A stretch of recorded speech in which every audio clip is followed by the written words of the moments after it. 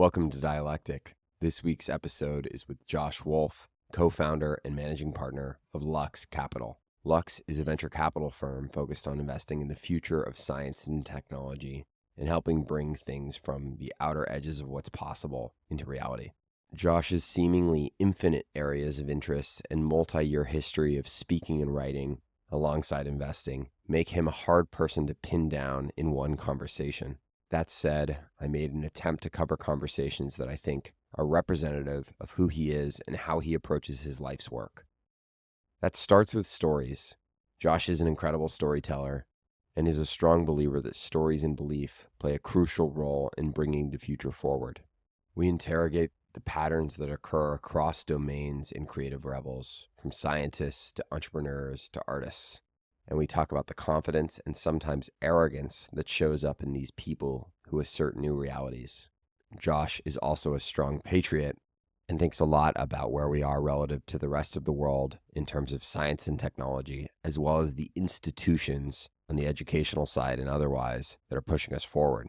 And finally, we talk about Josh, how his childlike curiosity manifests, and how he combines a rare combination of both breadth and depth to seemingly be able to go deep on almost anything.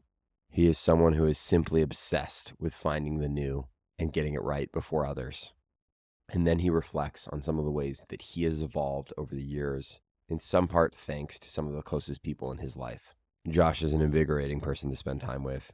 I am confident that comes through in this conversation. And with that, here is Josh. It's great to be with you. Good to be with you, man. I both envy and also am terrified for your one-day biographer, which is to say, I think if I had 40 hours, I could have probably prepped for that in immersing. Before these podcasts, I try to just dump people's worlds into my mind for a little while. And man, you contain multitudes. I contain multitudes. So I'm not going to cover everything today, but going to cover maybe a few big ideas that felt resonant about you. The place I want to start, you have talked extensively about this theme, whether it be sci-fi to sci-fact, to your recent LP letter, you did the 4 Greek Titans.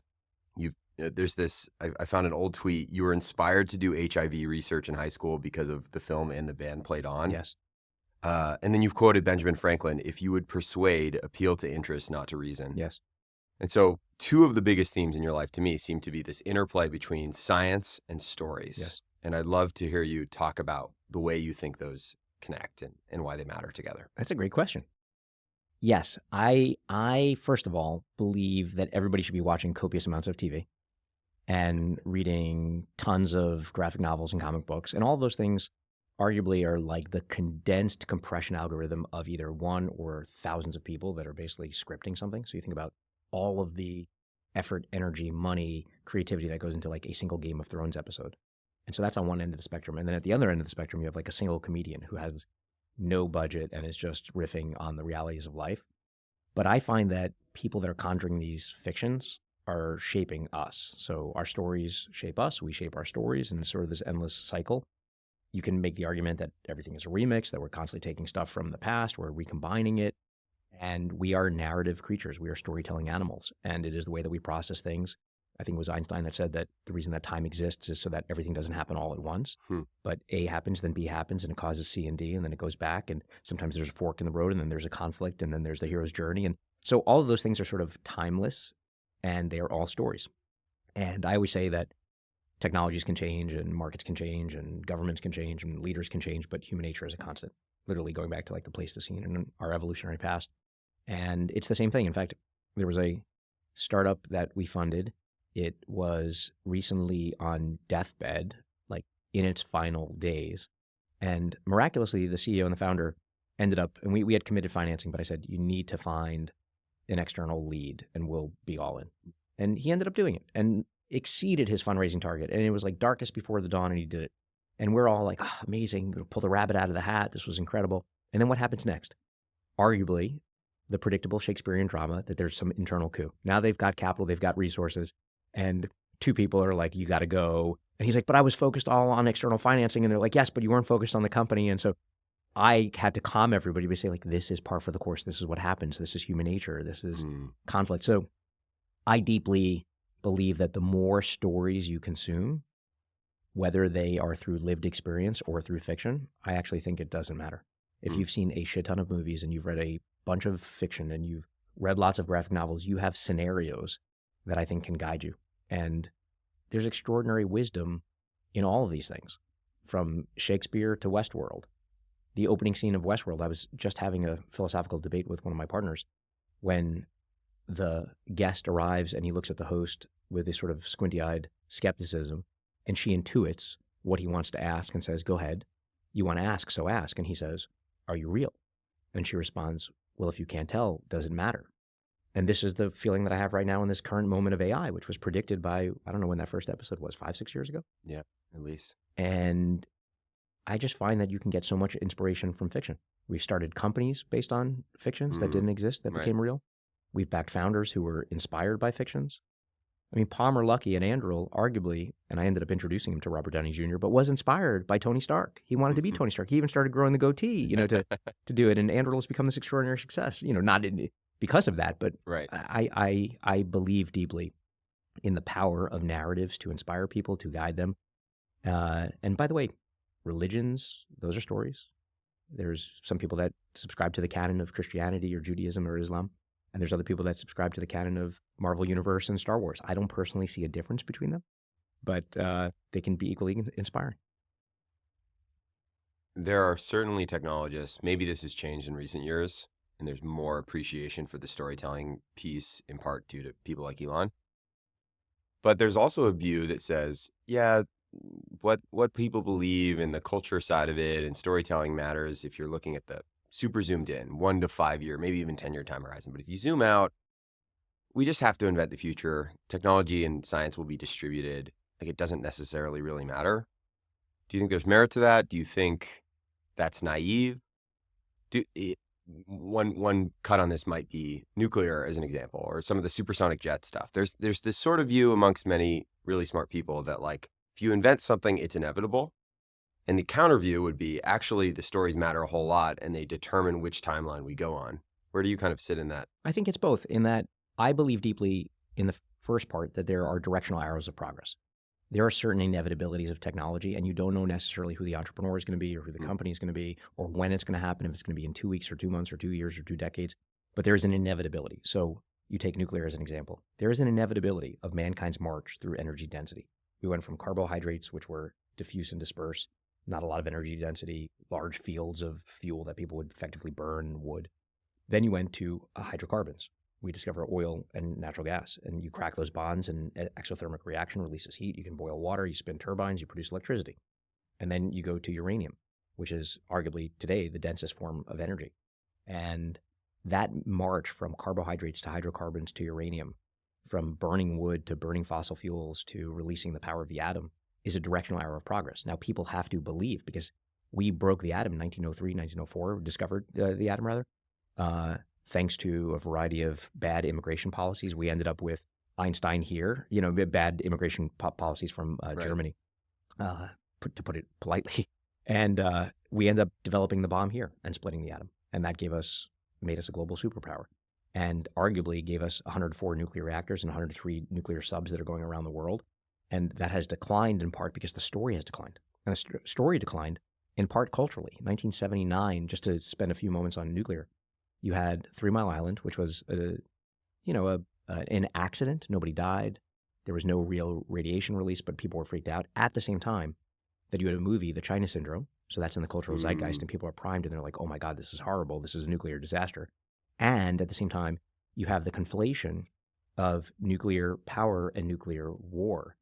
And nuclear power is a good virtuous thing, particularly if you're on the left side and you're an environmentalist and you want zero carbon and large baseload power and energy to be able to solve human problems and let people live and break out of poverty.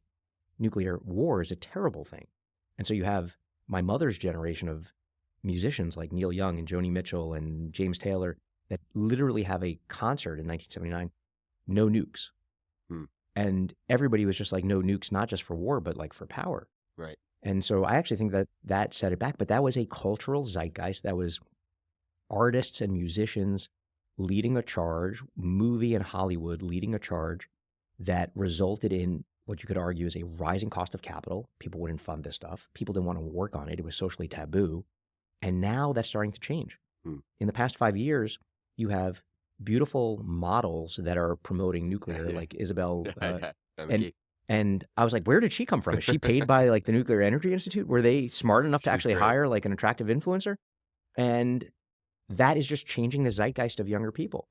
So not her alone, but just like this, the zeitgeist is changing, and I think that's a positive. So those things take time, but they definitely are like these cultural memes, fads that change what people value, and that comes from storytelling of each other, echo chambers and amplification, and people that you heroicize or villainize. If Elon came out, which he hasn't, in part because he has interest in solar, but if he were to say, we should be developing, and forget about me calling it elemental energy, if he called it elemental energy. Like, the world would be funding nuclear power plants tomorrow because of his influence left and right, which would be incredible. So there's a long-winded answer to the first part, is that there are these directional arrows of progress, and they are also contingent upon people acting, and you have to believe to act. And what creates belief is either a contrarian streak in an individual that says, I'm going to go do this, everybody else be damned, or a collective feeling of, yes, I'm part of a movement and I want to do this. Right. You talked a little bit about the inspiration of sci-fi often actually causing people to try stuff or make stuff. It sort of seems that much of the inspiration, we have this like sci-fi era of the 20th century that everyone is pulling from. And there are instances like her or whatever, but for the most part, it's like a specific cut of time. Who is imagining the sci-fi future of the future beyond? Put another way, are we just perpetually pulling from the same source material?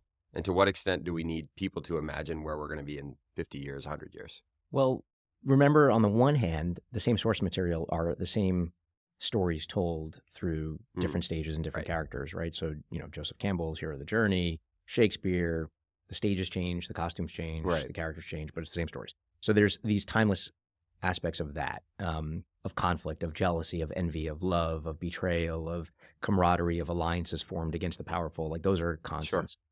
I think that the latest sci-fi that is inspiring is coming from China. Think about Three Body Problem. You have a movement away from the dystopian environmental sci-fi, which I find utterly boring, uninteresting, predictable. You have people that mix a little bit of history with a little bit of speculative sci-fi. Neil Gaiman, unfortunately, has been now canceled, but I think he's a brilliant mind. Neil Stephenson, his latest, I think, beginning of a trifecta, Polistan, talks about the origin of the nuclear bomb, and weaves in geopolitics in U.S. and Russia. And somebody actually was just telling me that there was this one character, Dick, and he's a really interesting character. He's like this Jewish nerdy scientist and physicist. And somebody's like, that's Richard Feynman. I was like, what? Oh yeah, Dick. Oh my God. Anyway, wow. So cool. So I think that there are people that take history and combine it with speculative futures, and that is super valuable because, history doesn't repeat, it rhymes, as cliched as that is, and it's true. And then I think you have wildly imaginative people, and I actually think AI is helping break through like what is imaginable and possible, because you can just literally tell Midjourney, imagine this crazy thing that I just let me see it. And then suddenly it becomes real and you're able to express yourself. And so I do think that there are just creative geniuses out there that can combine ideas and genres and inspire people. But if you think about it, most sci-fi is like, okay, we're going to go populate or colonize outer space. Right. And all of those space operas are still wrought with those same Shakespearean conflicts. There's a coup, somebody's abandoned, they're marauded, it's an individual, from like The Martian to Aliens. We encounter some alien, force.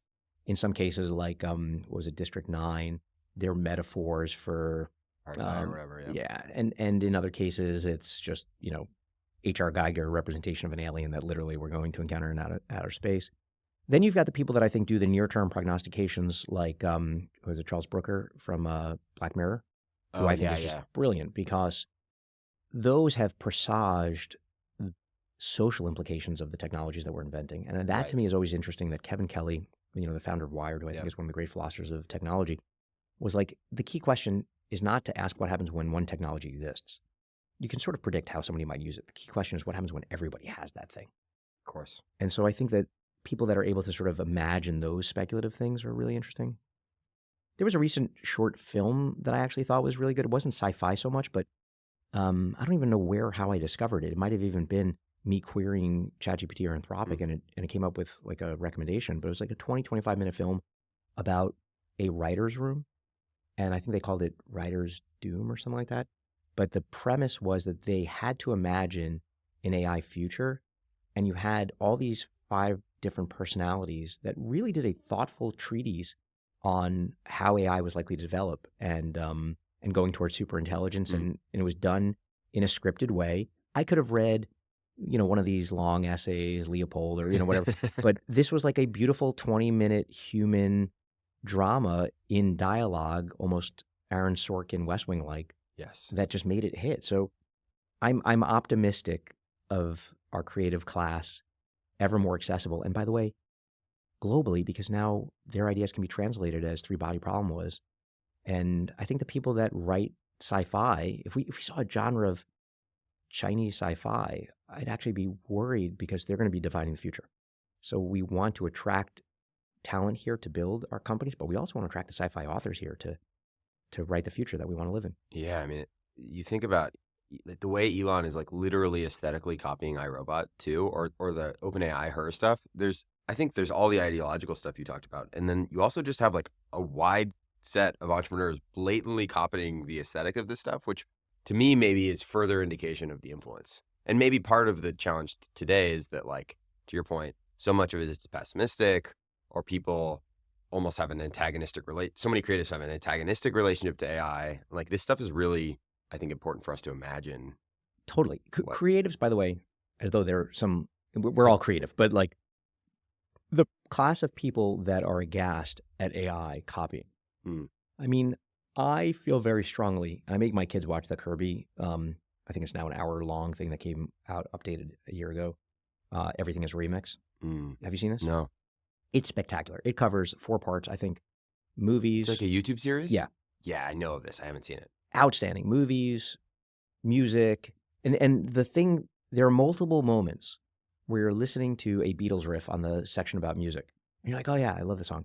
And then it goes back 30 years to a blues. And then you're like, oh my God, they blatantly stole it. It's cool. They blatantly stole it.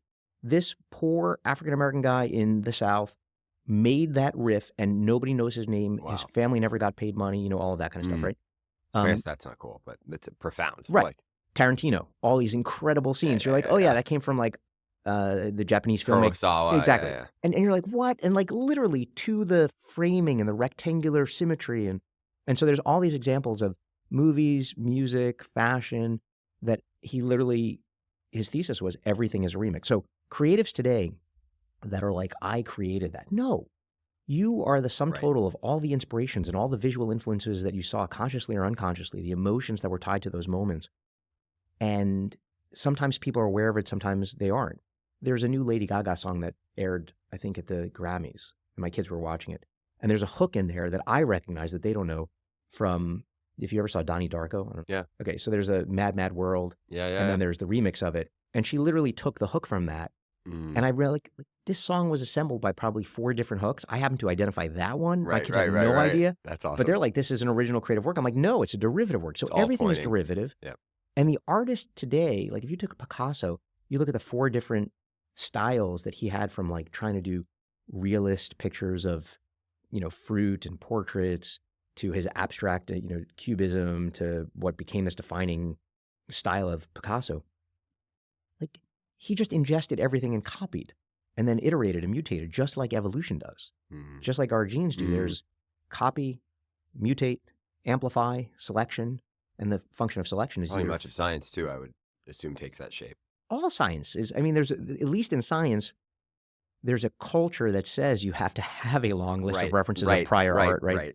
And so that we hold people accountable for not stealing people's ideas. And then science also has this beautiful thing of trying to prove people wrong and do it in public. And so science itself as an institution, as a culture, I think is a beautiful thing that is one of man's greatest inventions in culture. But the idea that like AI is stealing, like this great irony of OpenAI, upset that DeepSeek stole their underlying distillation, algorithm, and OpenAI itself trained on the sum total of the repository of everything on the internet, and artists upset that if I wanted to create I don't know, I love Robert Williams, who founded the magazine Juxtapose, which is like the surrealist lowbrow art. And I can describe a scene in the style of Robert Williams and, it creates it. And he would be like, that's theft. But he was an art student who went to the Louvre or went to the Met and just visually absorbed everything that he saw. And that inspired him. And so I just think like plagiarism in 10 years will not be a thing.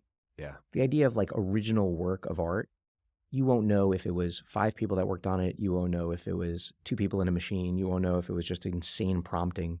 Well, yeah, you play this out and you add infinite compute. You basically have LLMs or otherwise that are able to produce like the infinite spectrum of possibility. And it's actually about what people like pull out of that. What like frame you stop on. Yeah. That's like the creativity. That's cool. What has made you a better storyteller? I don't know that I think you've talked in the past about not necessarily being an intrinsic trait, yet you're clearly quite good at it. Practice, admiration and mimicry of people that I thought were great storytellers. If you heard me speak in high school and probably through most of college, I sounded like this. So, I grew up in like Coney Island. I was horrible. And then you start to see a speaker and you're like, I want to speak like that. I will actually say the first person who was not a famous person that massively inspired me, that could command an audience and spoke with the gravitas, was a guy, Ivan Hageman. He founded a school called East Harlem School at Exodus House on 103rd between 1st and 2nd. It was a drug rehab center that he and his brother turned into a school. And it would inspire me to go start a charter school in my native Coney Island, Brooklyn, called Coney Island Prep. But I heard this man speak. I did an urban semester during college. It was my junior year. 4 days a week or 3 days a week, you worked at a job, and I tried to hustle to find a Cornellian or Brooklynite that would get me access to Wall Street. And my mom was a public school teacher, single mom. Like I had no connections. And 2 days a week, you volunteered at a nonprofit, and the nonprofit that I worked at was in East Harlem. This East Harlem School at Exodus House. Exodus House was this drug rehab center. They converted it. Ivan and Hans were the brothers. They ended up having a Cain and Abel like split, predictable through literature. But their father, they were half black, half white. They sort of looked like light-skinned Arnold Schwarzenegger, jacked. In fact, Ivan's first job out of school, he went to Harvard for education, and then he was on his resume, an altercation de-escalation engineer. I'm like, what is an altercation de-escalation engineer? He's like, I was a bouncer. Nice. But I heard him speak in front of students, 5th, 6th, 7th, 8th graders in East Harlem. And this man commanded the room. It was the depth of his voice, the cadence. And I was like, where did he learn to speak to that? It turned out his father was a preacher. So you listen to great preachers who I don't generally respect. Like I cannot stand the Joel Osteens of the world because I think they're hucksters, pulling the wool over people's eyes. They are extraordinarily commanding presence of telling a story, commandeering that most important currency of human attention. Dave Chappelle, extraordinary storyteller. I don't remember his jokes, but I cannot forget his poignant stories. Right. So there are people, when you feel yourself caught by that, you just watch it and you watch it again and again. And I have a friend who is friends with Chappelle. I've never met him. And he says that every facet of that, just like this device in front of us or any product like Apple iPhone that we love is engineered with the kind of precision and meticulous. He's like, every gesture that Chappelle does. The affects, the little pauses, the accidents. Every puff of the cigarette, every slap on the knee, every eye movement is practiced and practiced and practiced. None of it is it's an engineered performance. And I admire that deeply. It's cool. You're like, you love storytelling. You're also quite loud. And yet you've talked about secrets. Now, by the way, when you say loud, projection of voice or I don't stop talking? I mean, all of it. I mean, check the Twitter to like loud in all shapes. Yet you've talked about secrets. There's this amazing line. I know something that the rest of the world doesn't know, and they won't until I tell them. Yes. It's obviously rooted in science. And then you've also discussed your love of magic. Yes. And this notion that magic is almost a form of engineering. And my question is, what has magic taught you about showmanship, storytelling, engineering, and the ways that we maybe bring secrets to the world? So magic to me, an extraordinary trick, whether it's a sleight of hand or some orchestrated thing. And there are some people that are friends who are these illusionists. They would call themselves something. And it's to me no different than a technologist that constructs something to produce a feeling of you of awe. There are things, in fact, this morning when I woke up, I had pulled down with my thumb on my iPhone, and for a moment, for like 3 seconds, I looked as it faded from my home screen to my notifications with such fluid. I was like, that is just beautiful. Mm. And that little subtle thing, like they didn't have to do that, right? I mean, like a shitty company would just have it, swipe or something. But it was just so fluid and magical, and it created this layer of depth of information. And I think that a great magician that engineers a trick, on one hand, anticipates and knows how you're going to react. So there's a fundamental understanding of human nature. They know what you're going to do. They know how to force a card. They know what you're going to say. Totally. They know how, and that is the perfection of it. Just like a dance is choreographed, there is in that craft and that artistry this choreographed control of you. And I admire that because it's a form of influence. It's a form of persuasion. And then sort of like that quote, people don't remember what you said. People don't remember what you did. They remember how you made them feel. I remember how magicians make me feel. That feeling of, oh my God, are you kidding me? Or that frustration of like, how did they do that? And a great piece of technology, a great piece of art, great movie, a great book gives you that same feeling where you need to share it with somebody, be like, you won't believe what happened. Yeah. So that's one element of it, which is the act and the performance and the amount of effort and I think intelligence and anticipation of your intelligence, because they have to outsmart you. Totally. So that also, by the way, is why I think when I have this propensity to identify people that I think are not in great relationship with the truth, or people that I consider frauds, and I call them out, it's very much like it isn't, I realize, born in this virtuous pursuit of truth. It's, no, I know what you're doing. You're not going to outsmart me. You're outsmarting all the sheep, but I'm on to you. And it's a competitive intellectual thing. The little kid watching the magician who's not that good, almost. There's a scene at the end of Man on the Moon. Yeah. The Andy Kaufman. Yeah. And Jim Carrey, who is the ultimate prankster, faked his own death. Not Jim Carrey, but Andy Kaufman. And he's dying of cancer. And in this last-ditch effort, he goes to India to one of these healers. And he sits down and he subjects himself in the table to this guy going to do some, I don't know, Reiki, whatever. And the guy like picks up a little chicken liver or something in this sleight of hand and then like rubs his stomach and like pulls it out. And he looks at it in this simultaneous admiration for the guy's gall to do that and this realization that he's going to die and that there is no, magic healing thing. And it was like that moment of like the trickster knowing he just got tricked and was just like, all right, game respects game. I got it. So that's one aspect of magic is the performance of it, the secret of it, the fact that they never reveal it is really powerful. And then it's like the meaning of it. There was one particular performance that absolutely caught me and it really changed the way that I think about a lot of things, which was Derek Delgado. Who, yeah, I've seen this. So in and of itself, you can see it on TV now. We saw it live in Union Square. And his profound performance, deep, thoughtful, incredible storytelling. I think they had Frank Oz and Neil Patrick Harris, part of the production team. And lots of celebrities came and, interesting. But he does this thing where he picks these 5 different objects and he does basically different tricks around these things, but with deep storytelling. And if you remember, there's this one where he pulls out this brick and it's a gold brick. And he takes it off the wall and he puts it on a table. And in this somber tone, with gravitas and seriousness, he talks about how he was a young teenager living, I think, in Texas with his mom. He had a best friend, same age. They ride their bikes. They hang out after school. One day they come home. They walk in. He opens the door. The mom is on the couch kissing another woman. A friend freaks out and runs. He realizes, okay, my mom is gay but found love. He loves his mother. They talk about it. They're closer than ever. The next morning, they're sitting at the breakfast table, and a brick comes flying through the window with a rubber band and a piece of paper, and on the paper it says, "Go home, faggots." And they end up moving and or get out of here, and just like, and he's telling the story, and he builds this house of cards symbolically, and around the brick, around the brick, yeah, and it covers the brick, and then he finishes the story, and he says, "Give me a street in New York." And somebody's like, "Essex." And he's like, "Okay, give me a cross street that it intersects with." And he's like, somebody's like, "Delancey," and it wasn't scripted because it was the person that I was with next to me and they didn't know. Really? And then he blows the cards away and the brick is gone. Now, obviously it's a sleight of hand, But he's like, when the show ends in 10 minutes, you go to Essex and Delancey, and this brick will be on that corner. Okay. And obviously, he had a runner that went and did it, but it doesn't matter. Sure. And people that were in that show would go. Now, Essex and Delancey on a Friday night or Saturday night probably has 10 to 20,000 people throughout the night that are passing through that corner.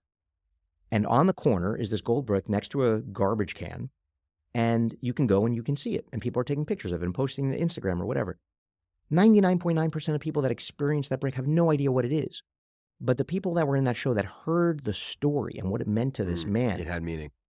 And suddenly the idea of an object having meaning was just really powerful to me.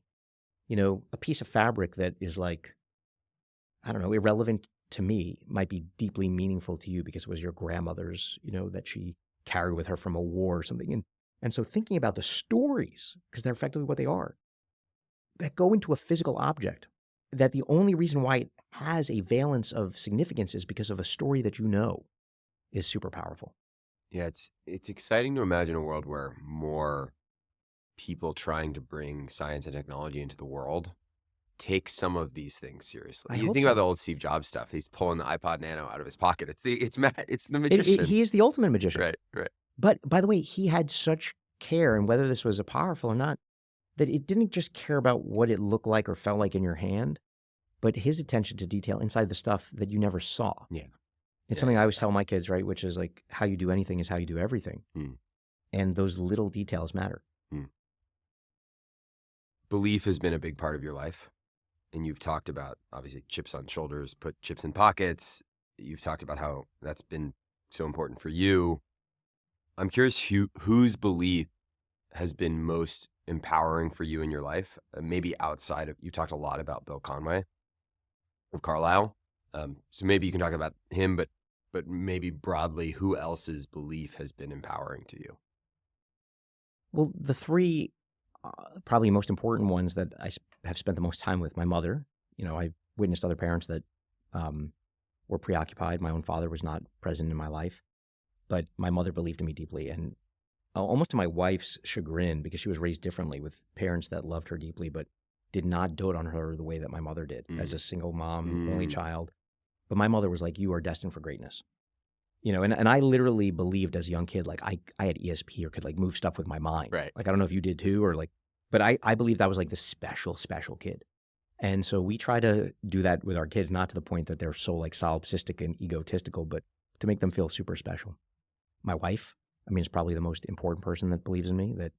That's the most important decision I think anybody can make, is finding a partner, a mate, building a family. For me, especially not having that and wanting that deep nuclear family was very important. Peter, my co-founder of Lux, we believe in each other. And there are things that I think he's terrible at, and there are things that he knows I'm terrible at.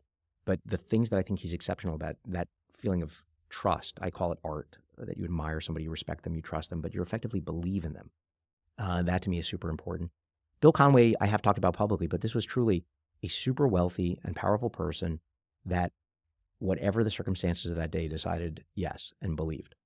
And to this day, I literally texted him 2 days ago just as a note of appreciation. And we first met 25 years ago or something. Wow. And I want to have that effect on some people. Maybe I'm the only one for him. I doubt it. There's probably 20 people like that for him. And that was Seeding Lux. Seeding Lux, and just, you know, he sat down and we pitched him, and we were full of naivete and ambition. And he said, I hope you make $1 billion. And just to have somebody that was older, and I'm sure if you put me on the therapist chair, father figure, absent in my life, there's a million things that you could ascribe to this of why that was more meaningful to me. But you had this older man that was like, I believe in you, and I want you to go and do it and go forth. And I've just felt like having somebody in your corner. So we always say at Lux that we like to believe before others understand. That is the best currency that you can give somebody before you actually write a check. It's just like, I believe in you, and I'm going to get your back. And it's really powerful. Obviously, you just said it, you believe in people for a living. Beyond capital, which obviously is the primary incarnation of that belief, what are the shapes of belief that maybe manifest for you with entrepreneurs or with scientists or otherwise? There's the practical and the impractical. The practical ones are, do I believe that they will convince other people to believe? Do I believe that they will be able to fundraise? Do I believe, and in form, I don't have faith in my life. I don't believe in supernatural things. But in a form, that's a form of faith. Do you believe that somebody in the absence of evidence will believe in you? So I want to know that an entrepreneur can raise money, that they can convince people to move across the country and quit their jobs, or convince their family or their spouse or their kids, we're going to follow this man or woman, into fire. That to me is super powerful. Then there's the belief in themselves, the conviction that you are going to have massive ups and massive downs. You're going to have people that you believed in that are going to quit on you. You're going to have people that go and leave to start their own things. You're going to have people that betray you, and what do you do in those kinds of moments? Yep. So I think that the people that tend to have enough self-esteem that they believe in themselves, even if others don't, and the people that have so much enmity and negativity and drive, and this is a debate I get into all the time on Twitter, and I admire the people that are like, you don't need to have negative beliefs, it's hurtful for you, or, I'm obviously saying this in a mocking tone, or people that are like, anybody that thrives on hate is just a negative person that, doesn't put good energy into the world. And I always say, it is great for an individual to do mindfulness and meditation and be calm and find inner peace. I want my kids to have that. But if you want progress in society, every single thing we have, from our iPhones to Amazon to rocketry, Steve Jobs, Jeff Bezos, Elon Musk, Larry Ellison, Oprah Winfrey, they all had childhoods that you would not wish on your worst enemy. Three of them were adopted: Steve Jobs, Larry Ellison, Jeff Bezos. Oprah Winfrey had a horrific childhood, like raped, beaten, lost her brother, I think, to AIDS or drugs. Elon's, childhood, also horrific. And so you want troves of disaffected people with chips on their shoulders. As you know, I like to say that chips on shoulders put chips in pockets. And I believe that that is the great motive force that pushes people forward. The founding fathers were not meditating when they came over here. They had hatred, utter hatred for the British and for the monarchy. Steve Jobs had utter hatred for the mediocrity of IBM and these corporate suits and was rebelling against that. Right. So I think that hatred, which is not a virtue that anybody wants to celebrate, is a great motivating force. To this day, you follow Palmer Luckey on Twitter, and Palmer will 70% of the time be talking about geopolitics and the incredible products that Anduril is developing, 10% of the time talking about video games and anime and the things that he culturally cares about, and the rest of the time going after journalists from 10 years ago, or even just this week. He was going after somebody from ZDNet from like 2018, or maybe it was even 2008, right, just demanding a retraction for something that they said about him. And I love that. I don't want to be the person that's like, no, dude, you're a billionaire many times over. Get over it. No, keep going. Fight these people. Let it fuel you. We are better off because of it. You have an affection for rebels. Obviously, that's inside of the answer. Part of the answer you just gave. Across artists, scientists, entrepreneurs, beyond just the fuel, are there other through lines you see across those types of creative rebels? If I wasn't a venture capitalist, it's funny, I was just with Guy Oseary, who founded Maverick with Madonna and founded one of the bands that I absolutely love, found Deftones. Cool. I would be like an A&R person trying to find like the cool new band. Or if I was in the art world, I would be trying to find the edgy new thing.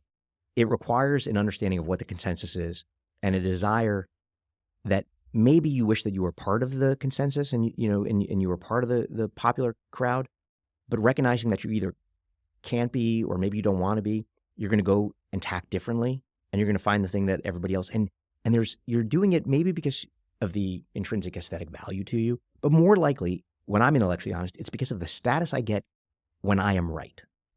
That I was there before you. We have companies now that people were like, that's crazy.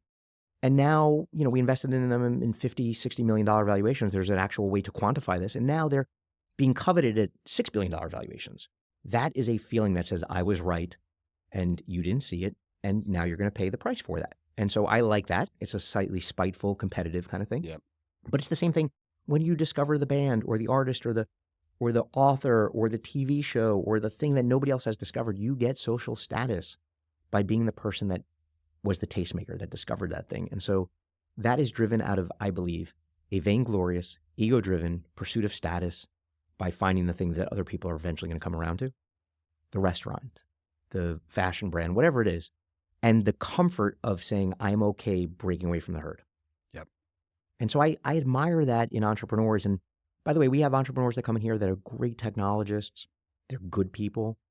And we will have debates as a partnership because I'll be like, they are not edgy enough. Like they want to fit in too much. And I like people that are comfortable with the discomfort of being rejected, because being rejected is evolutionarily the most painful thing, aside from physical pain, that you can have. Being ostracized from a group, feeling alone. But if you can weather that and push through and create and then get other people to come to you, you have this everywhere, from like the internet meme from like 20 years ago of the weird dude that's dancing on the hill that everybody's the first seen. follower. And, like that guy was just being himself. Now, he wasn't doing it out of spite. I think he was doing it out of authentic joy for the music. And probably the first few people that joined in were making fun of him. And then it became like a thing. And so... That's a cynical view. Yeah.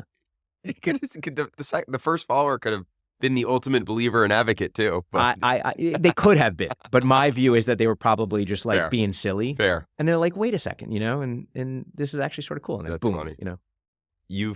You started to tap into an idea that I'm really interested in, which is there's this notion that the people who can really bring new things into the world, those types of rebels, you've actually described people who create new things as having arrogance of the highest order. Yes.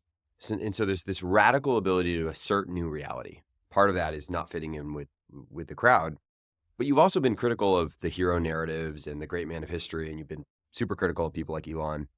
And I'm really fascinated about this dichotomy of like asserting new reality and also having the part humility, part awareness or attunement to actually see reality as it is first. It's this asserting reality on one end and refining reality on the other. And if you go to, you have Kanye on one end of the asserting reality. And so I'm curious what it looks like for these quote unquote arrogant, but also honest, truthful people. Like, what does it look like when people strike that balance? Because a lot of the people could hear everything you've just said and be like, oh, Josh must love Elon. Or someone like that who's so good at storytelling, who's so good at creating a new reality, who's such a rebel. And yet, more simple example might be SBF. Like SBF, before everything bad happened, was this amazing person asserting reality. But I think the critique of him in hindsight would be he wasn't listening to anyone. Both those things are true. And by the way, there are things about Elon that I absolutely admire and love. I love SpaceX. I actually love Doge. I have always been skeptical about Tesla, particularly for what I think is questionable accounting, but he got away with it, and it doesn't matter anymore. And I love Jeff Bezos. I think that he's one of the greatest capital allocators of our time, whereas I would say that Elon is the single greatest fundraiser ever in history of mankind. His ability to capitalize attention, talent, money. The difference there where I think it's more deserving of critical of this great man, of history, there are so many people, hundreds, thousands of people that made critical decisions, that were responsible for things, that are on the periphery of that spotlight, that don't get the credit. I think Bezos does a better job than Elon of giving people credit. But it's very hard for people to name the top 4 people at Tesla or the top 4 people at SpaceX. I mean, Gwynn, maybe. People leave there and they're like, oh, like we backed Tom Mueller, who was basically head rocketeer for 20-something years, employee number 1 at SpaceX. But most people, if you said Tom Mueller, they have no idea who he is. So Elon gets away with that because he's like, look, I'm narcissistic and, I'm a little bit on the spectrum. And so I get away with these things. But I think I have more respect for the people that give credit to the people that took the risk and believed in them and are actually doing the work. And so even here at Lux, I have, because of my own psychological needs, as Peter likes to joke, I was the kid in my underoos jumping on the kitchen table being like, look at me. Pete doesn't care. Brandon Reeves here doesn't care. Doesn't even want his name on the website. Like doesn't even, his face, doesn't care. They deserve massive credit. Like this place would not be what it is without every single partner here. And so I like to shine spotlight and bring attention to them. So I think there's a balance between this like idea of some of the great entrepreneurs, the great man of history, and the people that actually like really help them in all these situations. Yeah. I think you don't have to be like the extreme humble leader that feels like it's totally contrived. But let's say somebody new comes in and they're brilliant and they're asserting this totally new vision of reality. You've obviously talked a lot about both that being appealing, but also trying to find like, are they honest? Are they true? How do you actually distill that? I mean, part of that is going and doing the work, but like, how do you distill when somebody is in some rooms asserting reality and in other rooms is actually just like really at least humble in their disposition to what they don't know? That feels like the tension. The honest answer is you don't know. Okay. You don't know if somebody is, naive or ambitious or if they're a priori full of malice. You don't know. So like SBF, I thought SBF was brilliant. What we didn't know was that the funds from arguably a brilliant, highly functioning business were being siphoned and used for speculative bets on the side and political donations and all this kinds of stuff. But I don't know, like, the sum total of what Elon has done, whether it was born out, like, I don't actually believe that Elon bought Twitter for free speech. I don't. I believe that he believes in free speech. He says he's a free speech absolutist. Search on Twitter for one condemnation, one criticism of the Chinese Communist Party or China's culture of oppression of free speech. Just one. You will not find one. And you say, well, he's not going to criticize other countries. Okay, but criticizes Germany, UK, France, lots of other countries. Interesting. So I think you want to question people's motives. Is the motive that they're saying and the reason that they're doing the thing the real reason? And you can never really tell. Because I have friends, I guess, relates to Elon, who truly believe that he cares deeply about accelerating mankind towards sustainable future of energy and environment, which was the tagline that he used to say forever. Now that has shifted. Over the past few years, his tagline is extending human consciousness into the galaxy. Right. And so, well, if the priority was that before, it's sort of hard to justify burning huge amounts of rocket fuel and carbon, in many rocket launches. It's hard to justify private jets and flying everywhere. But if it's now about this bigger mission of extending human consciousness into the universe, then this stuff doesn't matter. So did his values change? Maybe. Did the story change? Maybe. I don't know. Yeah. Are we all better off for it? Yes. Yeah. Yeah, there's fuzziness in all of this. So, but I still like to be like, that's maybe BS. You care a lot about the U.S. as a leader from a technology standpoint broadly. And I think that obviously manifests across the board from education to the government. Obviously, I think, too, a huge amount of the U.S.'s historical and current advantage is our quote-unquote monopoly over skilled immigration. But recently, I think there's been more questioning or critique of whether or not our homegrown talent on the technology and science and engineering front, at least our advantage there is persisting.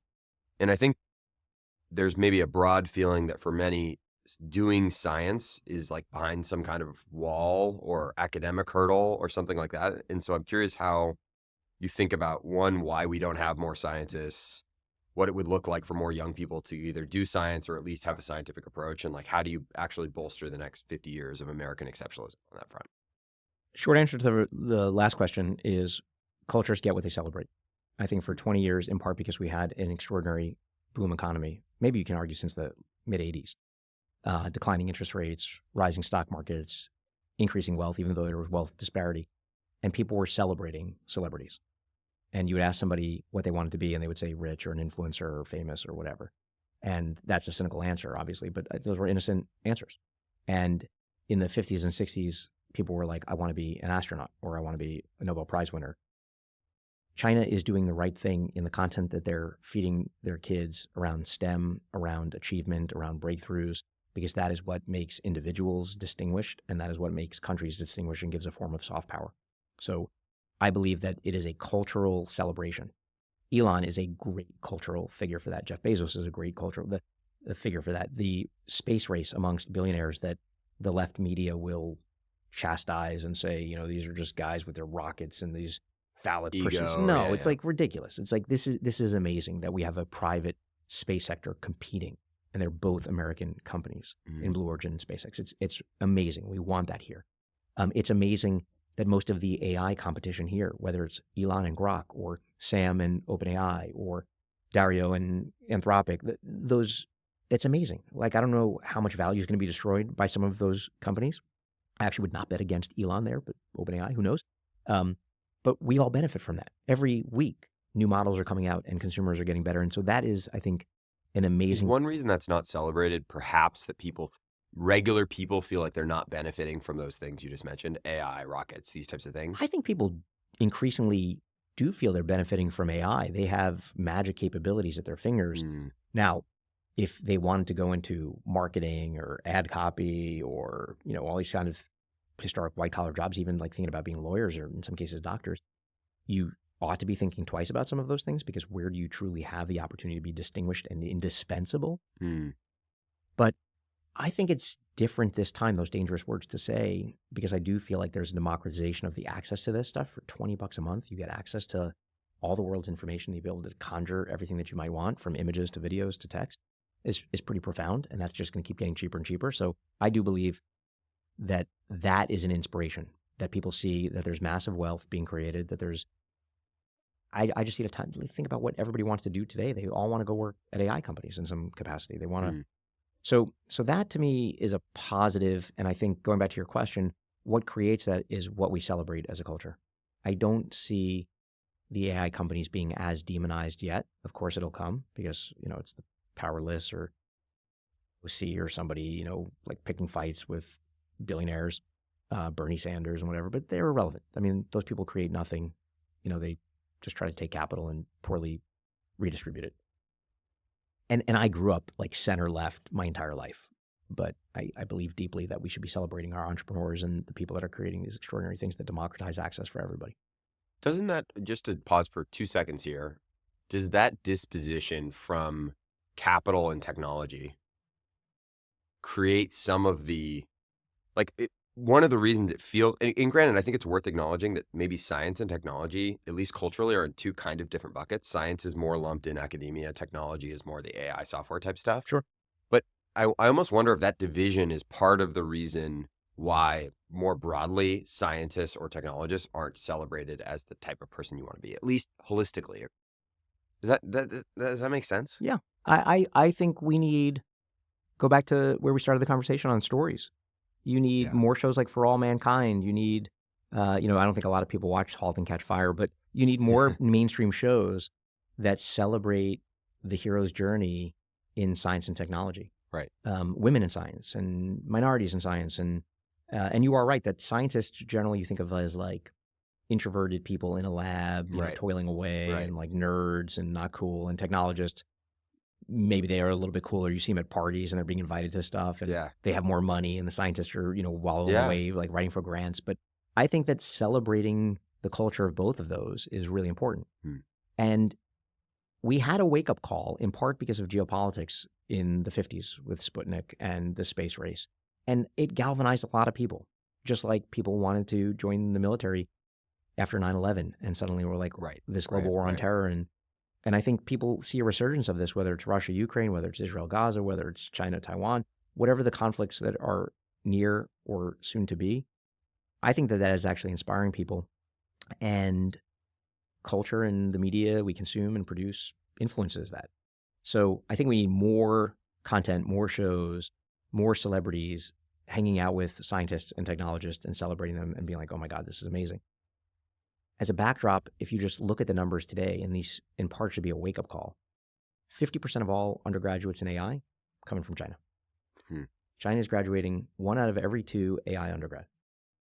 When you look at the workforce, even domestically in the US, 38% of the AI researchers here are from China, outnumbering domestic US 37%. So that's like alarming. Now, you want to attract these people regardless of their ethnicities and have them become Americans and have them stay here. And we want a brain drain, but that's not necessarily happening.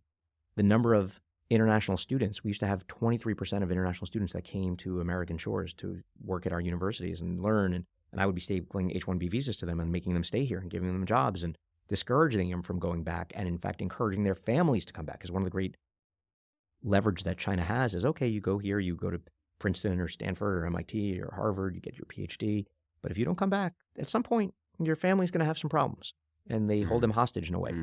So I think that that's a big deal. But we used to have 23% of the international student body. Today it's down to 15%.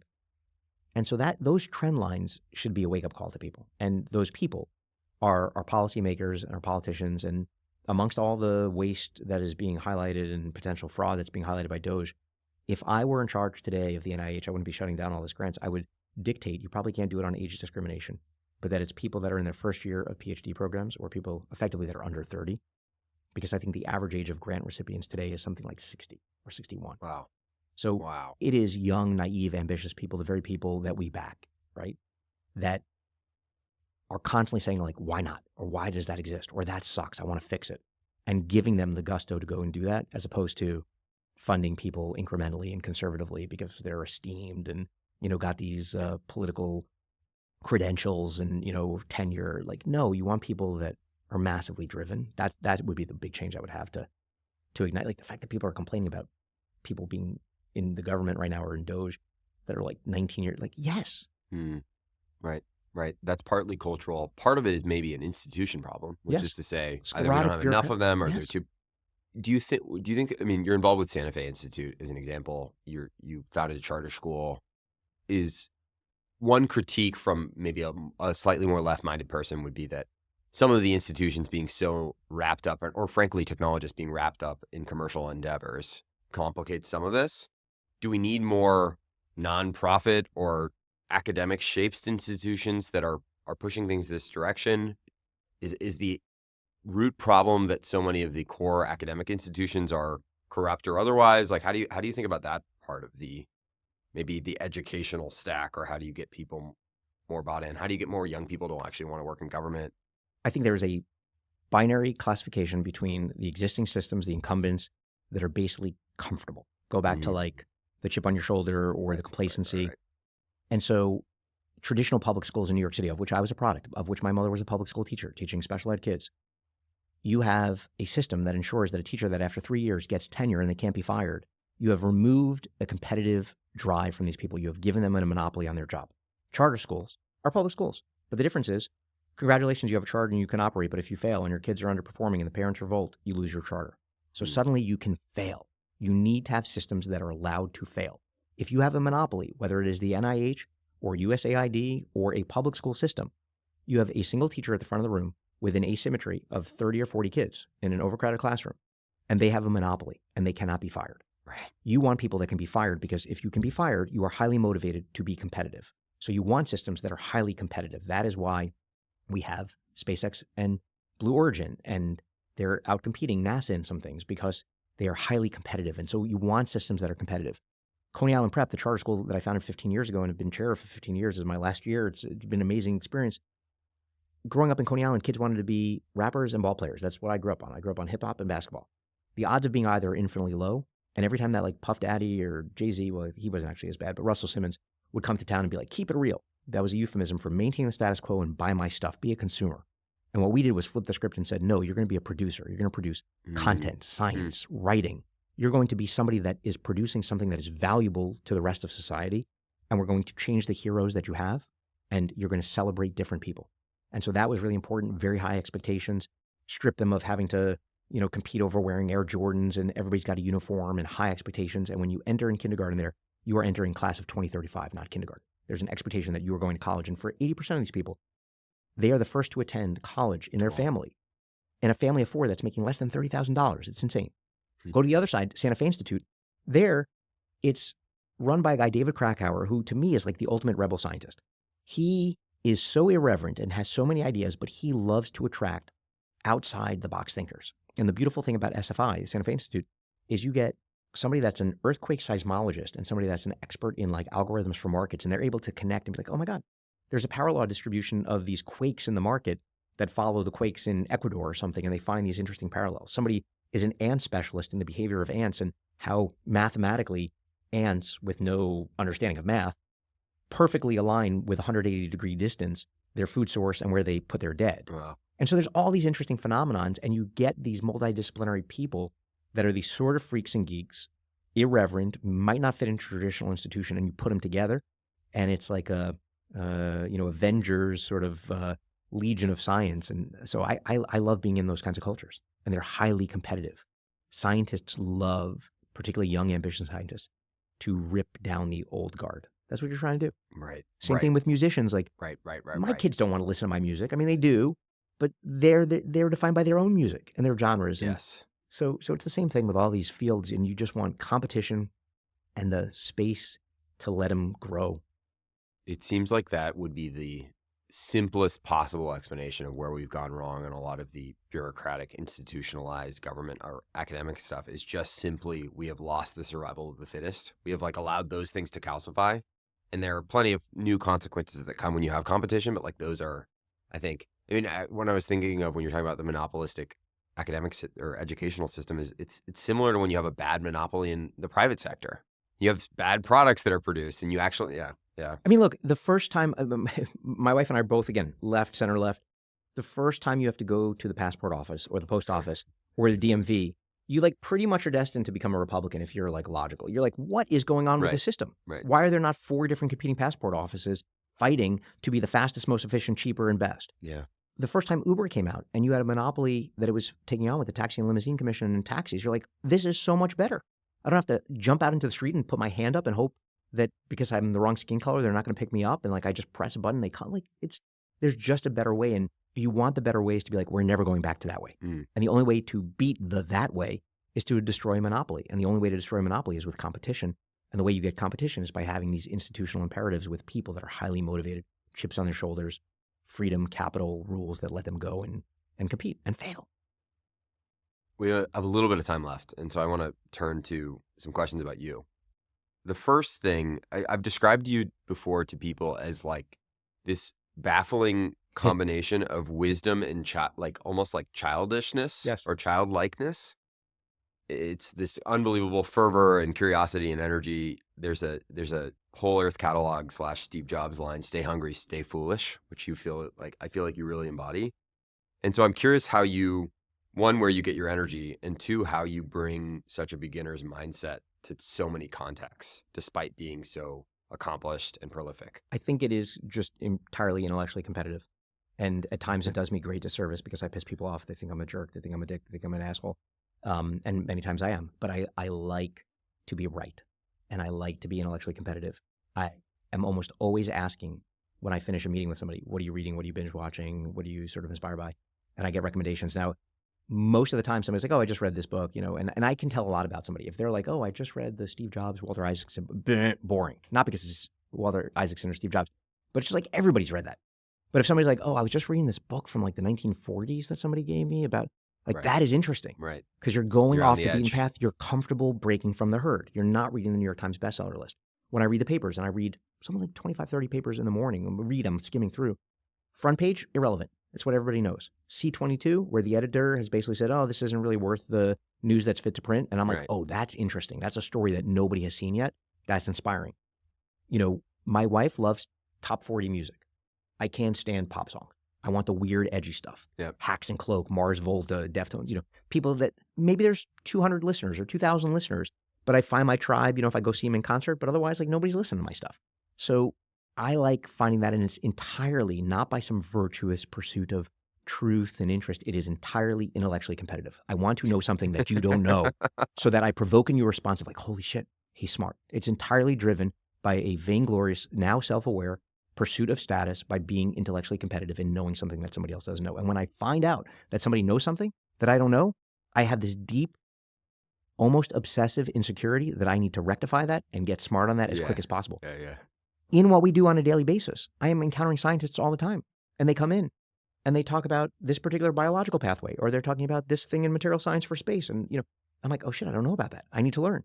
So I am confident that we will always be on the frontier because we have a culture here where people are intellectually curious to be open to whoever's coming in with a crazy thing that they want to do, and we're going to believe in them. We're going to research. Sometimes we will invest and then investigate. So we actually put capital at risk and then try to figure out like what's going on. Throwing your hat over the wall. Yeah. And that to me, I hope until the day I die or the day that they wheel me out of here because I've gone mentally infirm or something, that I get to do that. Maybe the other side of that would be, you talked about it a little bit. You are so multidisciplinary. And I probably scratched a tiny element of the surface of your world in prepping for this, but like science and research, investing, finance, macro, value, media and culture, fiction, history, philosophy, politics, on and on and on. You have this line, funnel wide and filter high. Yes.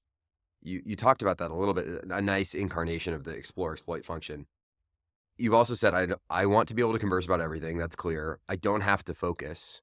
But clearly you do focus. You have you have a heat-seeking ability to focus. Maybe it's on a shorter time horizon and you go on to the next thing. Do you have strategies or tools or methods that allow you to, when you're patrolling the surface and then you go like way down in the submarine, how does that like mechanically happen? Because otherwise you could easily be the type of person who could talk for 5 minutes on everything, but if you push past that, there's nothing there. I know that's not true. People can tell that in this conversation. So how do you actually, when it comes to, I'm going to go 6 weeks deep on this thing, or 3 years on nuclear, or whatever it might be, like how do you actually do that? It starts with a competitive fervor. It starts with an understanding that I think I know what the consensus is in a market, and then I try to find the variant perception, the thing that other people aren't talking about. So it's almost like Sherlock Holmes, The Curious Incident of the Dog of the Night. What's the sound you don't hear? So when I got really interested in nuclear, it was because everybody was talking about solar, wind, biofuels, ethanol. It's like, what are people not talking about, and why? It's the exception. It's the exception. So there was like nuclear. Okay, well, let me learn as much as I can about nuclear. And then within that, I looked at modular reactors and uranium producers and fuel supply. And then I was like, waste. Waste is a really interesting problem. And nobody was focused on waste. And we ended up starting a company. And then we got lucky when Japan got unlucky. And we started a company that focused on the Fukushima disaster by accident. And it returned the entirety of our first fund. But that started as a crazy brain fart, born in a contrarian idea.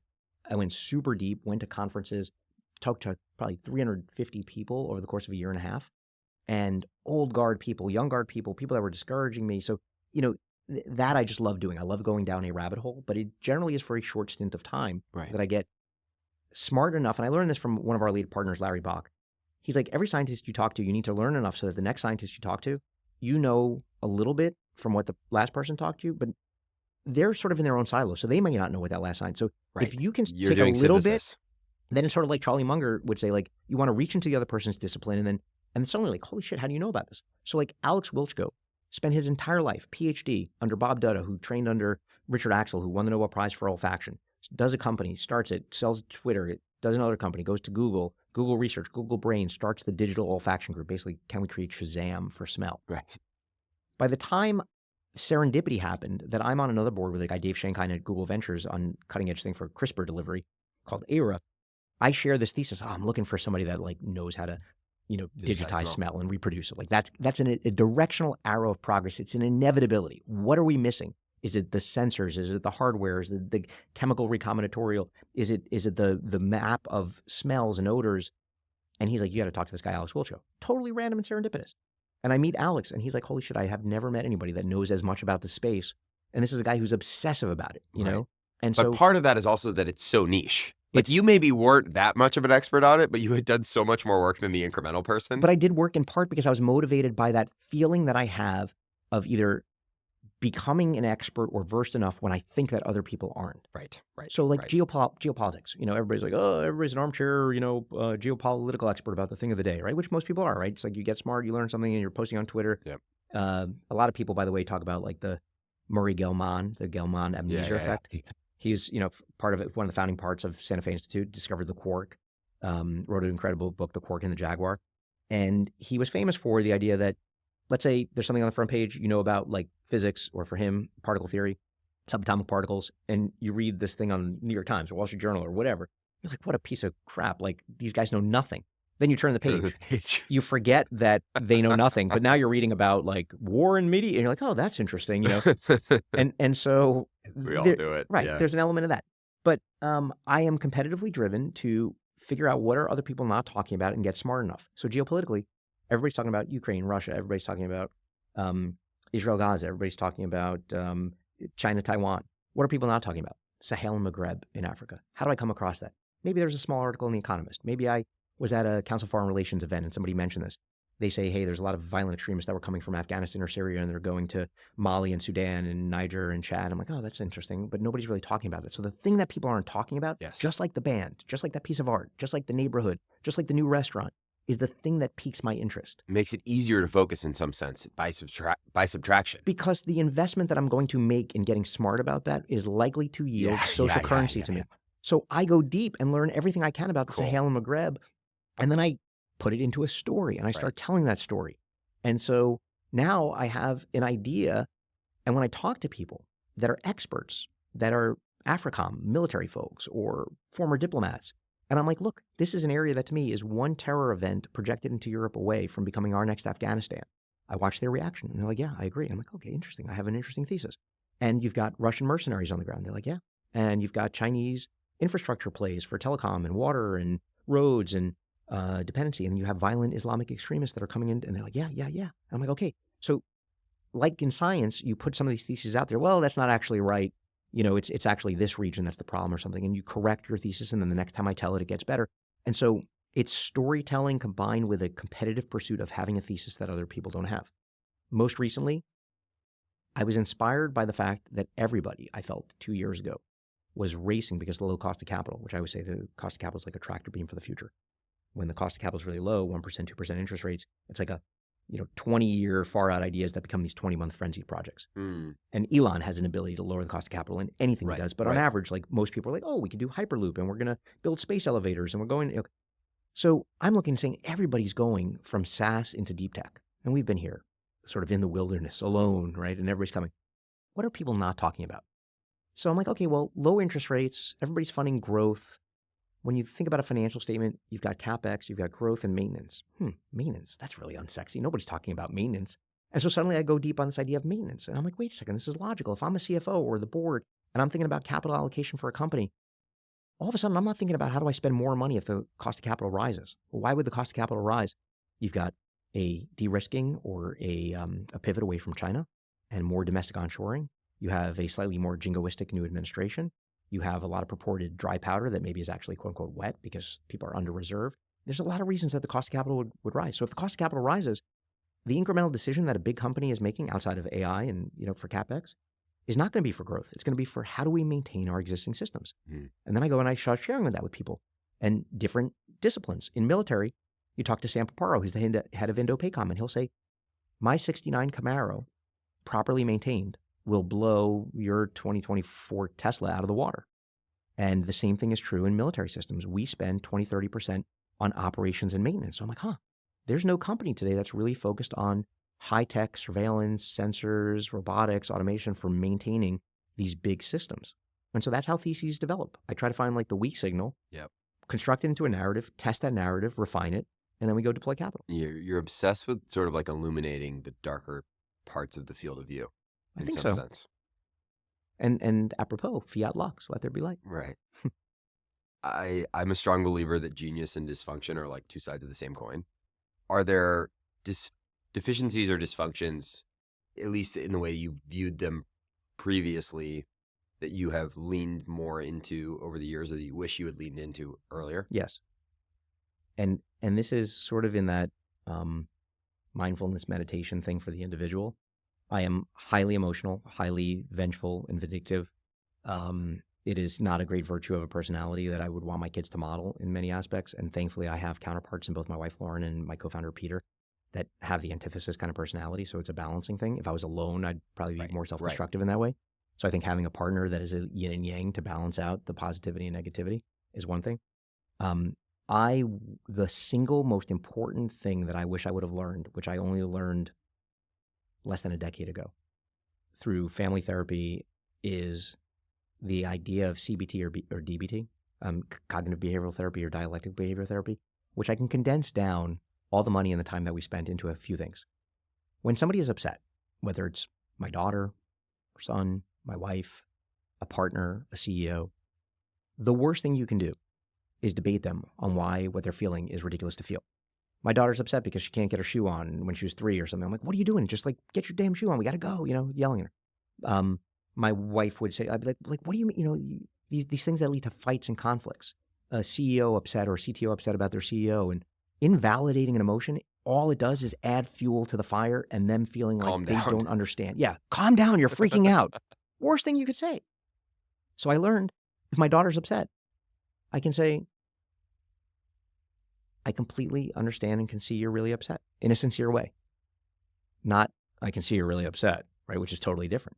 But like, I can see you're really upset. All of a sudden, you can see this feeling of exhalation and validation. So validate the emotion. It doesn't mean you have to agree with the person.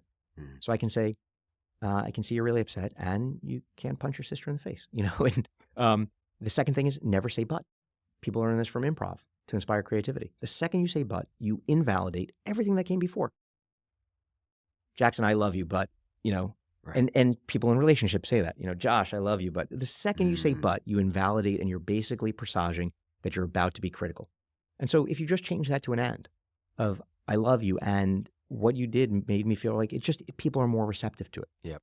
Because in both cases, you're otherwise provoking them to just be defensive and become more emotional, and you don't get to that. So that would be something that I would say I'm very grateful. My wife, one of her best friends is this woman, Molly Carmel, who's a psychologist and therapist and focuses on eating disorders and has helped extraordinary people and the scions of billionaires and fascinating.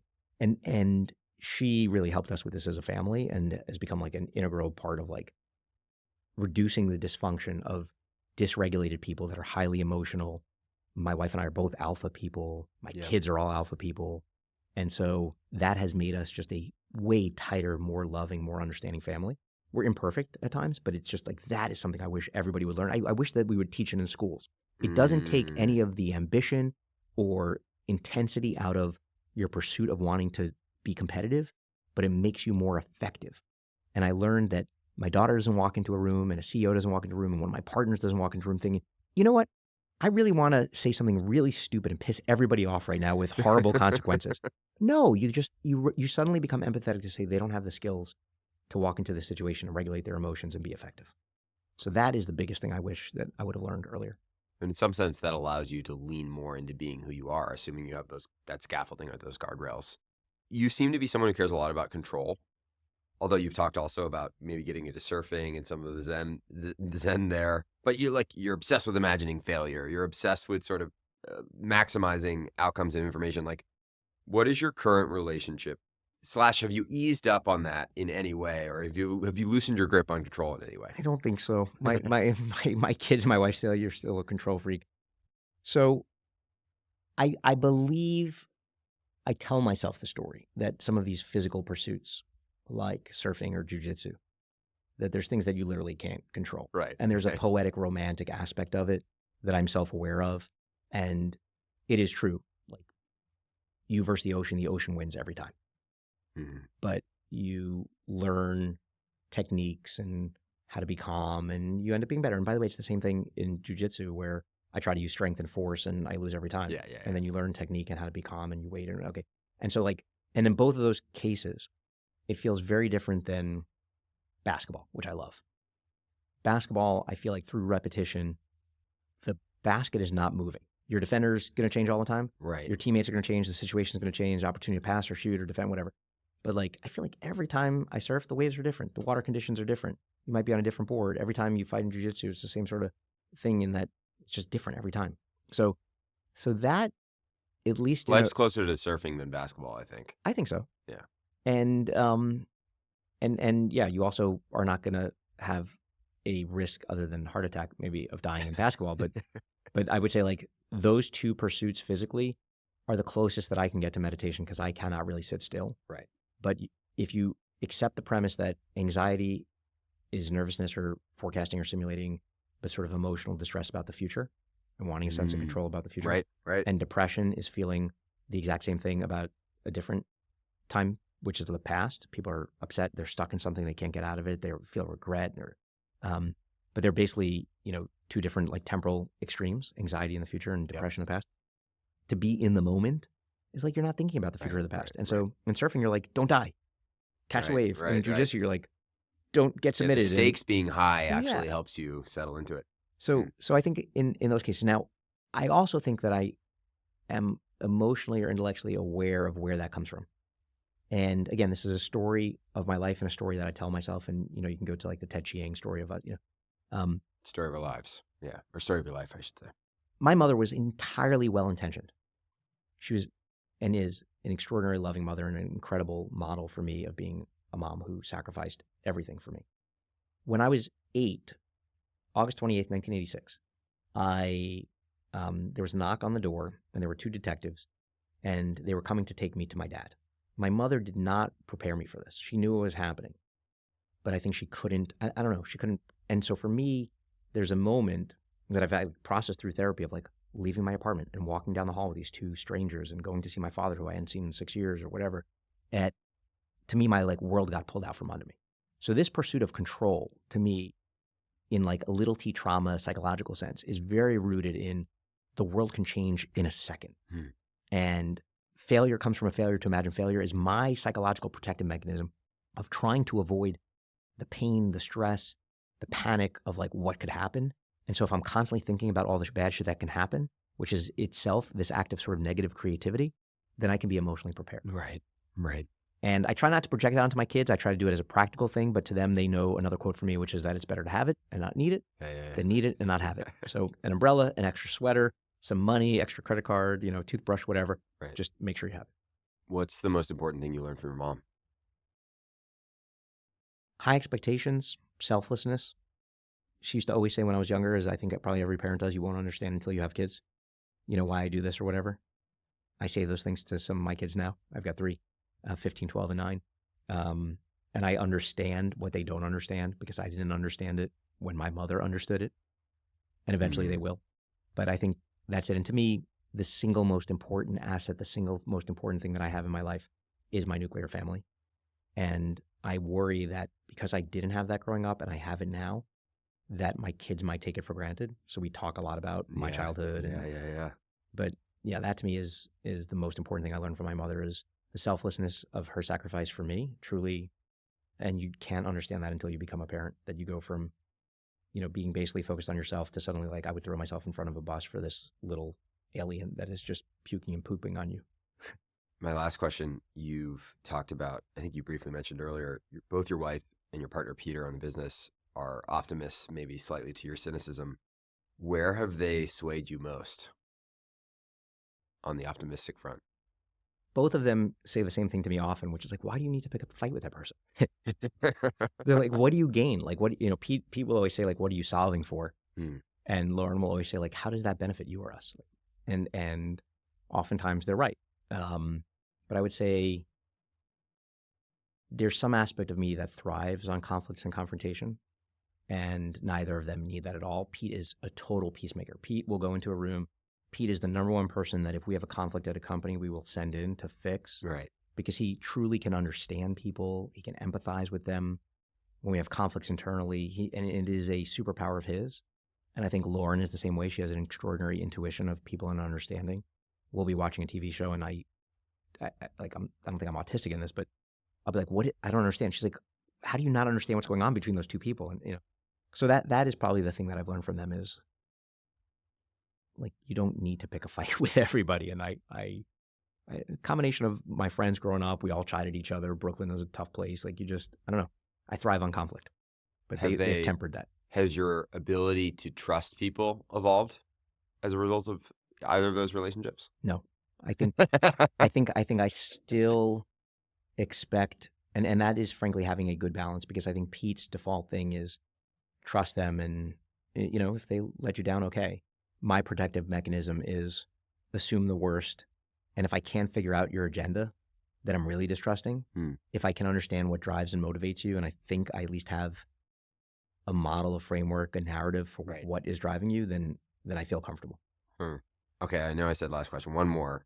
You answered a question in the vein of legacy in the past by basically saying you want to be on your deathbed surrounded by kids and people you love, and it's selfish, but you hope they'll really miss you. I don't know when that was, at least a few years ago. Thinking about that now, thinking about that in the context of so much of what we talked about and Lux and your life's work, what do you want to be remembered for? I read obituaries every day. Sometimes I post them, the interesting ones. And it's never for like the achievement that some stranger is going to celebrate. And you think about like the great iconic people, Steve Jobs. I used to have this debate with one of my best friends who's a famous journalist. And he was like, Steve Jobs is like one of the most beloved people. I'm like, by strangers that don't know him. But a lot of the people that were the closest to him resented him. They weren't like good riddance. Right. But they were really unsettled. Right. I watched when my grandfather died. He was like my step-grandfather. His son at the funeral, who he was not close with and did not have a relationship with, threw dirt on the grave, and not in an honorable way, in like a good riddance, and walked off. And it was like this animus. And I was like, holy shit, I do not want that. And I deeply want my kids to, very much like that Warren Buffett quote of Don Keough from Coca-Cola, his eulogy was like, everybody loved him. Everybody does not love me, and they will not love me. But the people that I care the most about, which are effectively my kids and my wife and my closest friends, they're the people that matter most in my life. Thank you. This was great. Great to be with you, man. Hey, Jackson again. Before I leave you, a couple of quick notes. One, If you're enjoying Dialectic, I'd really appreciate a rating on Spotify, Apple Podcasts, or a thumbs up on YouTube. The podcast is new and every little bit helps. You can also subscribe or follow on any of those platforms if you haven't found them. I'm posting the videos on Twitter and YouTube as well as the audio. If you'd like to stay up to date on future episodes, you can subscribe on all podcast platforms as well as YouTube. And Dialectic is also on Twitter and Instagram. We also have a Telegram channel that I've linked to in the description, and you can find the full transcript for episodes on my website and also linked in the description. If you have notes on the show, feedback, or even guest ideas, I'm all ears. You can email me at pod@jacksondoll.com or message me on social platforms. Thanks again for listening. It means a whole lot. See you next time.